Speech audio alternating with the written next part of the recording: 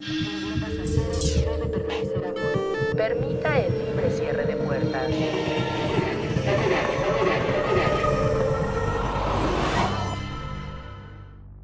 La mujer perro de la UNAM. Un relato extraño entre los estudiantes de Ciudad Universitaria se fue replicando de boca en boca por allá de los años 80, cuando en Ciudad Universitaria aún conservaba una iluminación más precaria y los trayectos nocturnos eran para muchos parte inevitable de la vida estudiantil. El testimonio suele atribuirse a un estudiante que salía tarde de la biblioteca y decidió cruzar a pie una zona de jardines para cortar el camino. Según el relato, a cierta distancia percibió una figura agachada, inmóvil al principio, que parecía hurgar en el pasto.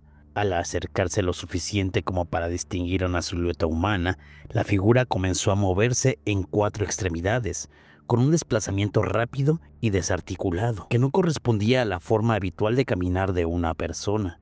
De inmediato se percató que era una mujer. De inicio pensó que alguna compañera en estado etílico por la forma en la que se comportaba. El momento macabro llegó cuando entre las sombras intentó verle la cara a la mujer y tenía la cabeza de un perro. No hubo contacto directo ni palabras intercambiadas. Lo que permanece en la memoria de quien lo cuenta es la sensación de haber sido observado antes de oír, como si la presencia hubiera notado su llegada desde mucho antes. Entre estudiantes bromeaban al salir por las noches de sus aulas, ya que se podrían encontrar con la mujer perro, como así le hacían llamar. La llamada mujer perro de la UNAM es una de las leyendas urbanas más persistentes y comentadas del campus de Ciudad Universitaria, un relato que no pertenece al Archivo Nacional de la Universidad Nacional Autónoma de México, ni la de ningún registro académico, pero que ha sobrevivido durante décadas en la memoria oral de estudiantes, trabajadores y visitantes, transmitiéndose de generación en generación como un murmullo que se activa sobre todo al caer la noche. No se trata de una historia fija ni cerrada, sino de un conjunto de versiones que coinciden en ciertos rasgos y se contradicen en otros, lo que refuerza su carácter mítico y colectivo. La figura aparece siempre ligada a los espacios abiertos y solitarios de CU, a los trayectos largos entre facultades, a los jardines, pasillos poco iluminados y zonas donde el silencio pesa más que el ruido y que sola su mención provoca una reacción ambigua que mezcla incredulidad, temor y curiosidad. Desde el inicio, es importante subrayar que no existe evidencia verificable de su existencia como persona real o fenómeno documentado. Sin embargo, su fuerza narrativa no radica en la prueba, sino en la manera en que la historia se incrusta en el imaginario universitario y dialoga con la historia misma del campus. El origen del mito se sitúa, según la versión más difundida, a finales de la década de los 60, un periodo particularmente tenso para la vida universitaria en México. La leyenda ubica sus primeras apariciones en los años cercanos a 1968, cuando en Ciudad Universitaria fue ocupada por el ejército en el contexto del movimiento estudiantil. A partir de ahí, el relato comienza a tomar forma. Se habla de una mujer que se desplaza en cuatro extremidades con movimientos que recuerdan a los de un perro, silenciosa, esquiva, observada casi siempre de reojo a la distancia, como si su presencia no pudiera sostenerse bajo una mirada directa. Algunos relatos afirman que emite sonidos extraños, jadeos o murmullos difíciles de entender. Físicamente dicen que tienen el cuerpo de una mujer, pero la cabeza de un perro. Otros dicen que simplemente aparece y desaparece entre la vegetación o los edificios, dejando una sensación de inquietud que persiste incluso después de perderla de vista. No hay nombre propio, no hay una identidad clara, solo un apodo construido desde la observación y el miedo. La mujer perro, una etiqueta que resume lo inexplicable y lo coloca en un terreno intermedio entre lo humano y lo animal. Para comprender por qué esta historia prende tanta fuerza en la UNAM, es necesario detenerse brevemente en el contexto histórico y simbólico de la propia universidad. Fundada en 1910, la UNAM se consolidó a lo largo del siglo XX como el principal espacio del pensamiento crítico, debate político y efervescencia cultural del país. La construcción de Ciudad Universitaria en la década de los 50 no solo representó un proyecto arquitectónico y educativo, sino también un símbolo de modernidad, autonomía y libertad intelectual. Sin embargo, esa misma centralidad convirtió al campus en un escenario clave durante los conflictos sociales de los años 60. En 1968, CEU fue ocupada militarmente. Las aulas y pasillos se llenaron de vigilancia, miedo y silencio forzado. Y muchos estudiantes vivieron días y noches de tensión constante, escondiéndose, huyendo o simplemente esperando a que algo terrible ocurriera. Ese ambiente amenaza permanentemente de ruidos nocturnos, pasos desconocidos y presencias ambiguas. Creó el caldo de cultivo perfecto para que surgieran relatos que intentaran darle forma al miedo colectivo.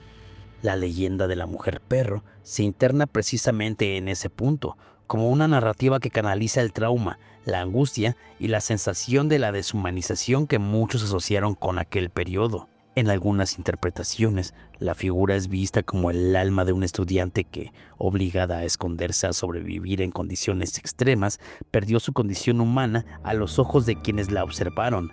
En otras, se le entiende como una especie de guardiana o espectro del campus, una presencia que quedó atrapada en el espacio universitario después de la violencia y que reaparece cada cierto tiempo como recordatorio de lo ocurrido. En términos más ancestrales, otros creen que es un nahual perdido. Estas interpretaciones no forman parte de un discurso oficial ni académico, pero sí revelan cómo la comunidad universitaria utiliza el mito para dialogar con su propia historia, transformando hechos reales y dolorosos en símbolos narrativos que se pueden contar, escuchar y volver a contar.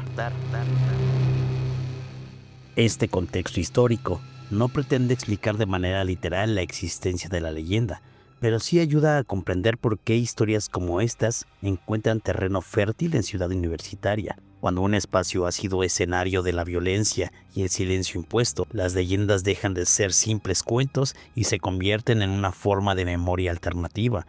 Así, antes de entrar en los testimonios contemporáneos sobre la mujer perro, es fundamental reconocer que la UNAM no solo alberga mitos, sino también una historia real de tragedias y eventos que por su crudeza a veces parecen más terroríficos que cualquier relato sobrenatural.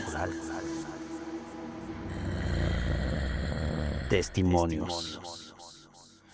Los testimonios sobre la mujer perro no aparecen como declaraciones formales ni como registros documentales.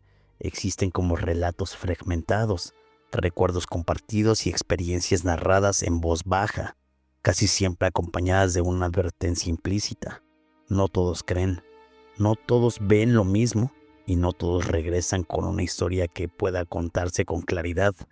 Aún así, cuando se coloca uno junto a otro, estos testimonios parecen trazar una línea temporal que atraviesa décadas y generaciones, como si la figura se adaptara al paso del tiempo sin desaparecer del todo. Lo que sigue no pretende confirmar la veracidad de ninguno de estos relatos, sino mostrar cómo se cuentan y qué elementos se repiten, incluso cuando los contextos históricos y personales son distintos. Enviado por Luis Fernando Rojas, exalumno de la UNAM. Yo estudiaba en la UNAM en los 80 y muchas veces me quedaba hasta tarde en la biblioteca central. En ese entonces, CEU era más oscura. Había menos luz en los caminos y cruzar los jardines era algo normal para ahorrar tiempo.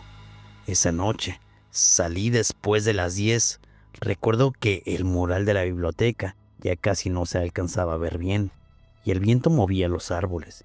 Mientras caminaba hacia una zona cercana a Filosofía y Letras, escuché una respiración muy fuerte, como un jadeo. Pensé que era un perro callejero porque en esos años había varios. Seguí caminando hasta que la vi. Estaba agachada cerca del pasto. Llevaba un vestido sucio, manchado, y el cabello largo le cubría la cara. Cuando se movió lo hizo en 4 patas, una velocidad que no era normal. No corría como alguien jugando. Corría como si así se moviera siempre. Me quedé congelado. Sentí que si gritaba algo iba a pasar. No me atacó ni se acercó. Solo cruzó el camino y se perdió entre los árboles, rumbo a las facultades. Lo que más recuerdo es el sonido de su respiración porque lo seguía escuchando incluso cuando ya no la veía. Esa noche entendí por qué muchos evitaban cruzar solos por Seúl. Enviada por Marta Eugenia Salgado, trabajadora administrativa. ¿Qué tal? Buenas noches. Les cuento que yo trabajaba en las oficinas cercanas a medicina y casi siempre salía tarde. Una noche, cuando iba caminando hacia el estacionamiento, el campus estaba prácticamente vacío. Recuerdo que las luces iluminaban solo por partes y el resto quedaba en sombras. Escuché primero un gruñido, bajo, como un animal cansado. Pensé que era un perro grande y me detuve. Fue entonces cuando la vi cruzar frente a mí, muy cerca. Era una mujer delgada, con un vestido viejo, sucio y el cabello completamente desordenado. Lo que no puedo olvidar es que iba en 4 patas. No parecía forzada ni lastimada, se movía con mucha naturalidad. Cuando levantó la cabeza por un segundo, juró que su rostro no era completamente humano. No gritó. Me quedé ahí parada varios minutos temblando. Al día siguiente no le conté a nadie, porque sabía que no me iban a creer. No sé qué fue lo que pasó aquella noche. Enviada por Jorge Iván Morales. Esto nos pasó por allá del 2003. Salimos varios compañeros de una actividad cerca de ingeniería y decidimos caminar juntos hasta rectoría antes de separarnos.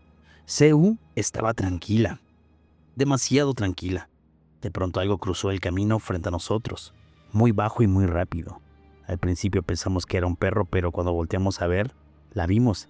Era una mujer con vestido sucio arrastrándolo, casi corriendo en 4 patas. Escuchábamos claramente cómo estaba cansada. Uno de mis amigos dijo que parecía tener cabeza de perro. Otro dijo que no alcanzó a verle bien la cara, pero todos coincidimos en que no era normal. Salimos corriendo bastante espantados. No supimos qué pasó. Llegamos hasta el paradero del camión. Encontramos a personal de seguridad de la UNAM. Le comentamos lo que había pasado. Nos preguntó que si habíamos bebido o si habíamos consumido algún tipo de sustancia. Le dijimos que no, y al ver que no nos iba a hacer caso y que solo se estaba burlando de nosotros, decidimos irnos. Esa experiencia la contamos al otro día con nuestros compañeros, quienes no daban crédito de lo que escuchaban.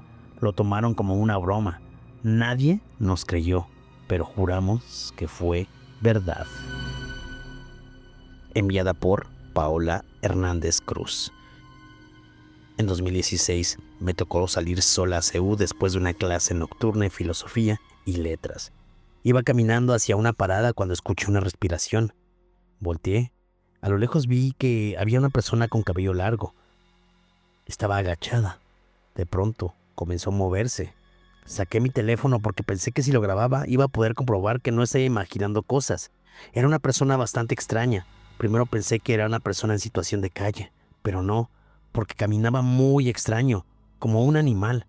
Cuando intenté enfocar, levantó la cabeza y me gruñó. No fue un gruñido agresivo, fue como de cansancio, como de dolor.